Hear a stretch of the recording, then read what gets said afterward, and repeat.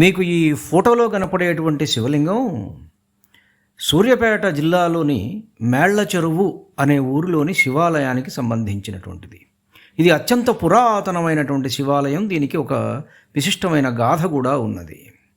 ఈ శివాలయంలోని శివలింగం యొక్క విశిష్టత ఏమిటంటే, శివలింగం పైన నీటి ఊట ఉంటుంది. ఆ నీటి ఊట నుంచే తీస్తూ మనకు ఎప్పుడు కూడా తీర్థం ఇస్తూ ఉంటారు. స్వామి అక్కడ అర్ధనారీశ్వర లింగం, అది వెనక జడలాగా కూడా ఉంటుంది. మనం అడిగితే అయ్యగారు అద్దం పెట్టి మనకు ఆ నీటి ఊటను చూపిస్తారు, ఆ జడను కూడా చూపిస్తారు. ఇది చాలా విశిష్టమైనటువంటి శివాలయం అన్నమాట. మన చుట్టుపక్కలే మన తెలంగాణలోనే అద్భుతమైనటువంటి ఆలయాలు ఉన్నాయి. అలానే ఇది పూర్వపు నల్గొండ జిల్లాలోది.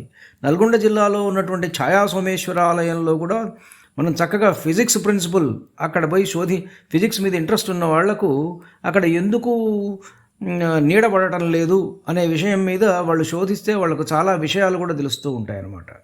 అది మన పూర్వపు ఆర్కిటెక్ట్స్ విశ్వబ్రాహ్మణుల యొక్క ఘనతకు నిదర్శనం. అది ఎంత చక్కగా డిజైన్ చేశారు. ఈ దేశంలో ఎవడు చెప్పాడు ఇంజనీరింగు ఇవన్నీ లేవని? చూస్తే తెలుస్తుంది మనకు. బ్రహ్మాండమైనటువంటి ఆలయాలు, వాటి ఆర్కిటెక్చరు, ఆ పైన గోపురాలు, ఎంత అద్భుతమైనటువంటి శిల్పకళలు, ఈ నిర్మాణాలు అనేటువంటిది. భారతదేశంలో అన్ని కళలు పరిఢవిల్లినాయి. అన్ని వృత్తులు కూడా చాలా చాలా మహదైశ్వర్య స్థితిలో ఉన్నాయి.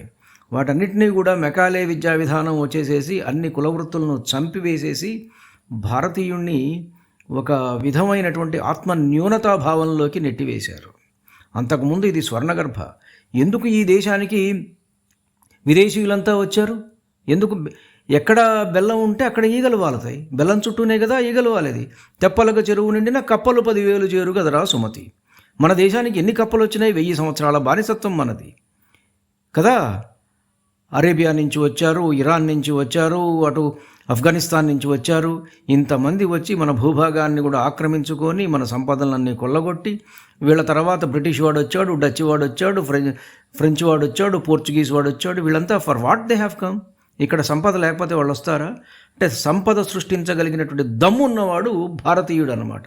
ఆ విషయాన్ని తెలుసుకొని ఆత్మ న్యూనత నుంచి ఎప్పుడైతే భారతీయుడు బయటపడతాడో అప్పుడు ఈ దేశానికి మహదైశ్వర్య స్థితి, పరమవైభవ స్థితి ప్రాప్తిస్తుంది.